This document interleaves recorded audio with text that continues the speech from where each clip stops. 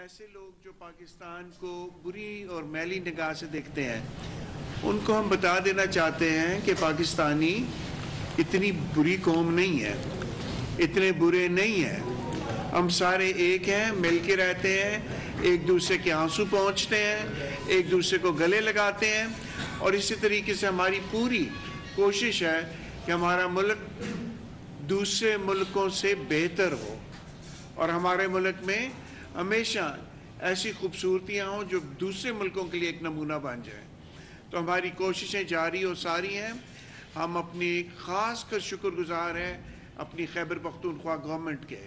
ہر وقت روتے رہنا، دوسروں کو بلا بھلا کہنا، یہ نہیں ہے فلانا نہیں ہے، اپنی فیملیز میں ہم دیکھ لیں، کمی کمزوریاں ہوتی ہیں، لیکن اس کا یہ مطلب تو نہیں کہ فیملی کو دھتکار دیا جائے یا فیملی کو ہٹا دیا جائے۔